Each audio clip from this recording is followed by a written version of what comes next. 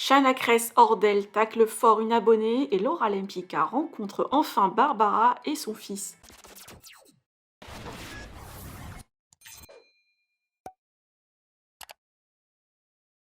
Hier, c'était les retrouvailles entre Zlatan, Laura Lempicka avec Barbara et son fils. Les deux amies ne se sont pas vues depuis 2 ans et entre-temps ont eu un garçon chacune. Bien qu'elles sont restées en contact, mais leur emploi du temps n'était pas compatible. Zlatan a un nouveau ami désormais et d'après sa maman, il a été très sage.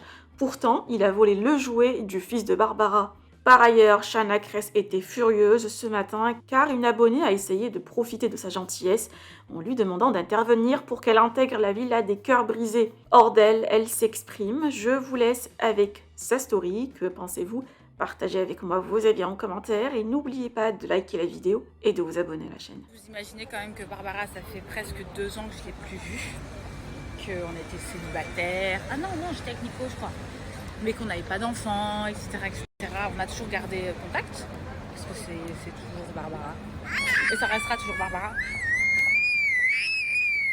Bah, il est content de rencontrer sa tata, lui.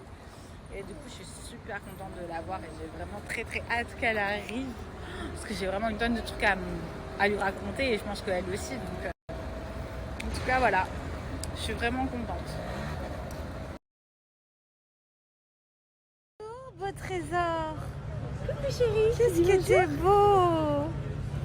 Alors, nous avons Zlatan qui a volé le petit jouet. Au calme. C'est pas à toi, mon joujou. Mon trésor. Elle fait de la belle balade aujourd'hui. Oh là là là là. Puis on était sages aussi. Petit copain. Ah oui. C'était bien, hein? Salut petits chéris, j'espère que vous allez bien. Ça y est, je suis rentrée à la maison. J'ai passé un super bon moment avec Laura. Ça faisait tellement longtemps qu'on s'était pas vus. Et si on s'était dit il y a 4 ans de ça qu'on allait se retrouver un midi à déjeuner ensemble avec nos 2 gamins, j'aurais pas cru. Franchement, pas du tout. Comme quoi la vie est pleine de surprises. Et ça fait plaisir de la retrouver. Voilà, ça me fait du bien. Surtout que ce matin, j'ai eu un rendez-vous. Bon, je peux pas tout vous dire, mais j'ai eu un rendez-vous. Franchement, je ne souhaite ça à personne. Genre de rendez-vous qu'on... Voilà.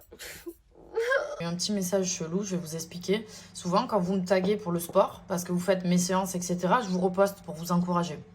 Et là, il y a une fille, donc j'ai vu dans la conversation Naïsia Sport, qui m'a tagué, j'ai reposté, etc., il me semble.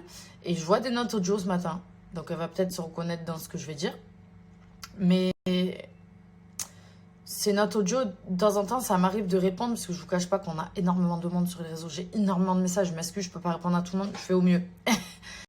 J'écoute les notes audio. Alors, je sais pas si c'était culotté, vraiment. Donc, elle pleure. Comme quoi, elle se retrouve en moi, je sais pas quoi. Et derrière, elle me dit, mais s'il te plaît, fais-moi rentrer dans la villa des cœurs brisés, que je comprenne. Si vous avez des demandes à faire, allez voir les casteurs, en fait. Parce que je trouve ça hyper culotté de venir me voir en pleurant pour me demander de faire la villa des cœurs brisés. Enfin, déjà, c'est pas moi qui fais les castings, c'est pas moi qui fais la télé.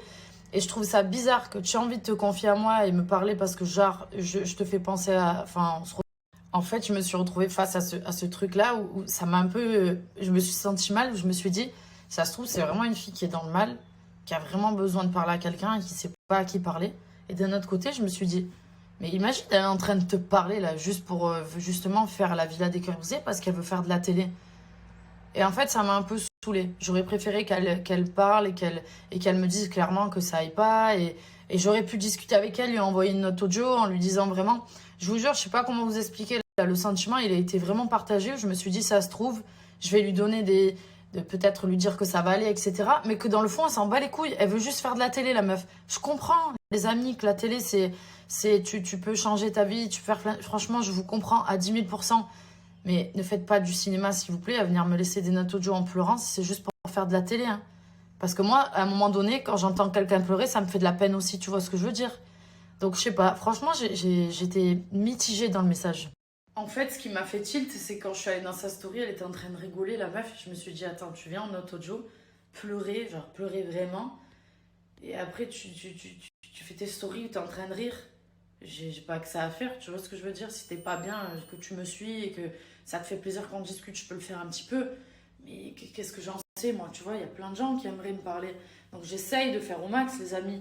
Mais je sais pas, je me suis sentie comme une conne un peu. Je me suis dit, elle est en train de me prendre pour une quiche, elle. J'ai pas kiffé, tu vois. Et ça, c'est dommage parce que les gens qui font ça, après, on peut se renfermer à dire, bah en fait, j'ai plus envie, mais je le ferai pas parce que je sais qu'il y a des bonnes personnes, des mauvaises personnes. Mais en tout cas, voilà, c'était la petite aparté du jour.